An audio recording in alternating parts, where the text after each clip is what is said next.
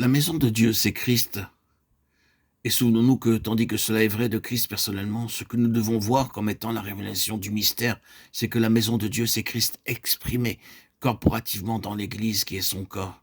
Et c'est dans le Christ corporatif, dans le corps dont il est la tête, que se trouve la révélation et la communication de Dieu. C'est là, dans cette maison de Dieu, l'Église, que nous avons ce que Jacob a appelé la porte des cieux. L'Église est le Bethel de Dieu. Ainsi, tandis que nous reconnaissons que tout doit être vu premièrement de son côté céleste et comme venant des cieux en Christ, il nous faut voir cette autre chose. C'est que Jacob doit être mis de côté pour faire place à Israël. C'est-à-dire que tout ce qui est de l'homme doit être mis de côté pour ouvrir la voie à un ordre de choses divin dans la maison de Dieu.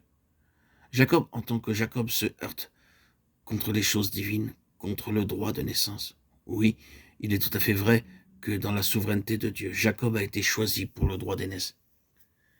Mais aucune élection divine ne peut être regardée comme n'ayant qu'un seul aspect. Il y a toujours deux côtés aux décisions divines.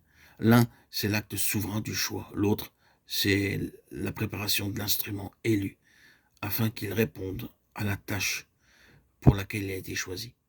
Ainsi, bien que Jacob soit dans la ligne de la souveraineté et de l'élection divine, celui auquel est assuré le droit d'aînesse, ce qui est aussi la position d'Église qui est l'antitype, il y a une autre ligne que prend la souveraineté divine, c'est la mise de côté de tout ce qui est de Jacob.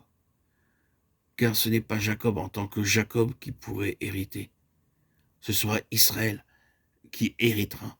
Remarquons encore cette autre chose qui est à la fois importante et intéressante. C'est d'une manière toute particulière avec Jacob que la maison paraît. Abraham était le père de la maison, la nation juive, qui est toujours appelée la postérité d'Abraham. Mais nous ne trouvons nulle part la maison d'Abraham. Bien qu'il ait été le père, ensuite, bien que Dieu se présente sans cesse comme le Dieu d'Abraham, d'Isaac et de Jacob, il ne nous est jamais parlé de la maison d'Isaac, mais nous avons la maison d'Israël. Tout remonte ainsi à Jacob. Je pense que nous voyons maintenant la signification de ce fait. Israël représente ce qui est céleste et divin, ce qui a supplanté ce qui n'était que terrestre et humain. Jacob symbolise ce qui est terrestre. Nous savons que lorsque le peuple d'Israël sortait de la bonne voie, lorsqu'il était dans un déclin spirituel, l'Éternel s'adressait à lui comme étant Jacob. Mais lorsque le peuple marchait selon sa pensée, Dieu l'appelait Israël. C'est le côté céleste, de sorte que, et réellement, la maison de Dieu paraît non pas avec Jacob en tant que Jacob, mais avec Israël, le même homme, mais qui est maintenant du ciel, qui est maintenant, pour ainsi dire, l'homme céleste.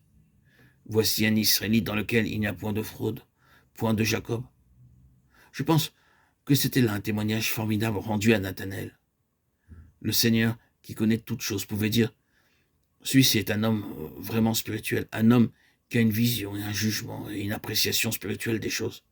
Il n'y a point de Jacob en lui. Je crois que c'est ce que le Seigneur a voulu exprimer. Je pense que tout cela est suffisant pour établir le principe. La maison de Dieu est ce qui demande la mise de côté de tout ce qui est selon l'homme et l'expression de ce qui est selon Dieu, de ce qui est céleste.